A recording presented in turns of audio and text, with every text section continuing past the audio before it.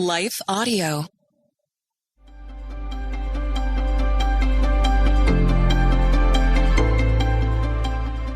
Welcome to Crosswalk, the devotional. We're glad to have you listening with us. Today's topic is God is our helper. We'll return with the devotional after a brief message from one of our sponsors.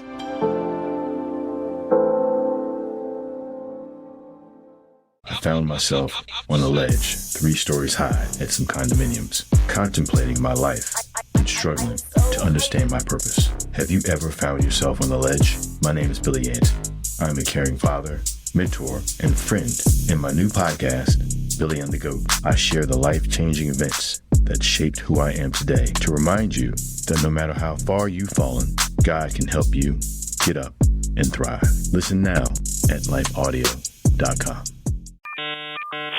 Attention, your withdrawal has been denied by the U.S. government. Picture a world where your every purchase is monitored, tracked, and controlled by those in power to suppress the freedoms of those they see fit. Hi, my name is Jason Hansen.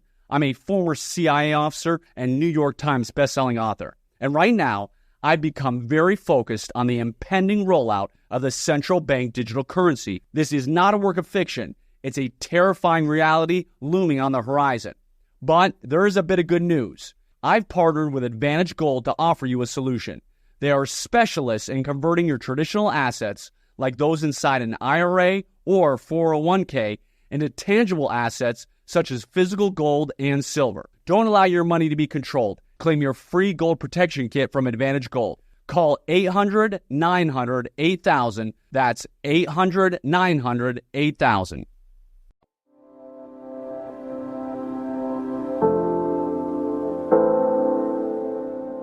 The Lord is our helper, written and read by Jessica Van Roekel.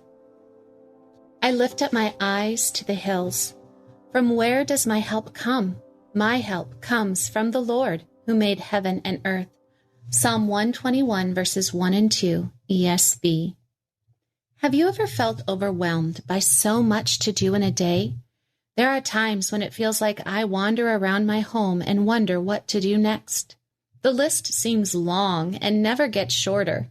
I wake up the next day and there's more added to the list. Clean the bathroom, go to the bank, call the accountant, make dentist appointments, take care of clients, take care of self. Pretty soon, it's weeks before I finally get around to making that dental appointment and even longer before I sweep the dust bunnies. These are the tangible items that press in to take our attention. But there's more than just the external living that we do. There's the internal, too. The internal place is where we feel anxious about the future or frustrated with the present. It begins to demand attention if we ignore it for too long. Our worries linger on the edge of our consciousness and we lose sleep. Then we snap at our loved ones because the tension inside us reaches a breaking point. After that, we add guilty conscience to our list of things. The next day comes and more instances like these get added to the list. Eventually, we can't add any more and we're left sidelined because life has become too much. Instead of living from a place of victory in Christ, we're barely able to see our next step. In Mark 10:46-52, we read about a blind man named Bartimaeus who was sidelined from life. He begged from the side of the road, and his daily sustenance came from those who took pity on him. One day he heard that Jesus was near, and he began to cry out, "Jesus, Son of David, have mercy on me." Those on the street told him to be quiet, but he ignored them and cried even louder.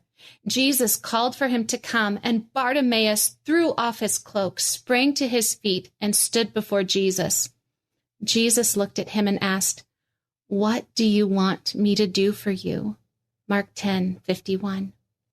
There are 3 things we can learn from Bartimaeus. 1, he knew what Jesus could do.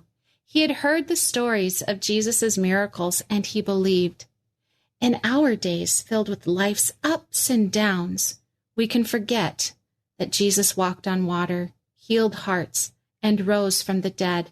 We need to remember that he is more than a great teacher. He is our help, and he makes his power available to us.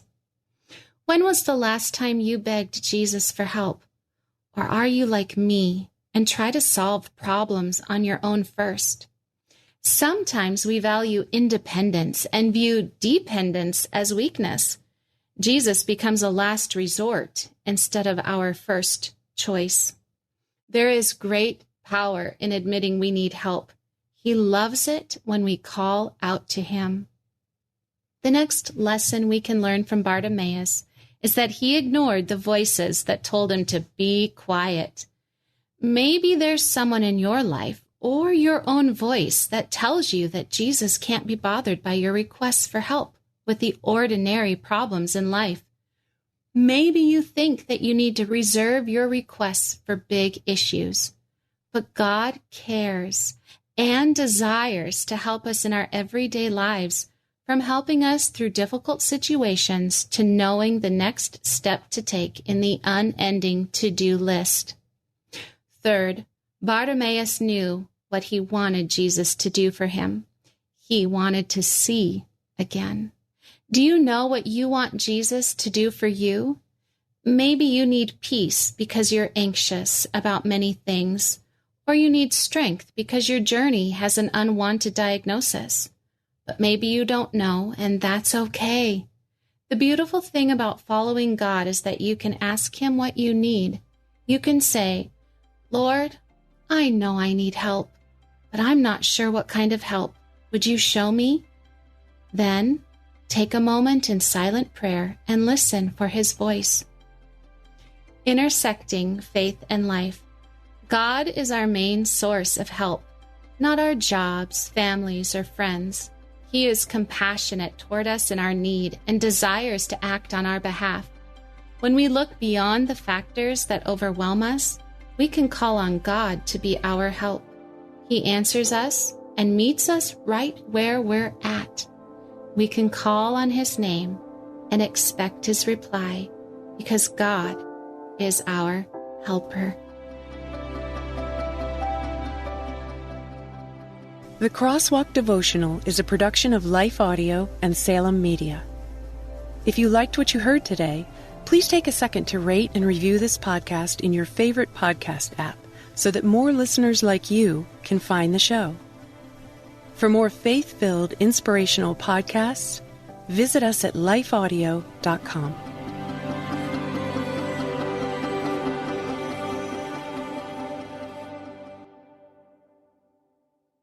Hello, this is Dr. Doug Groothuis, host of Truth Tribe, where we seek the truth through reason and evidence about what matters most. And we are not tribal, since truth is for everyone. Please join me at the Truth Tribe as I discuss the reasons for Christian faith, the Christian worldview, and moral issues such as abortion and gender ideology. To listen now, go to lifeaudio.com or search Truth Tribe on your favorite podcast app.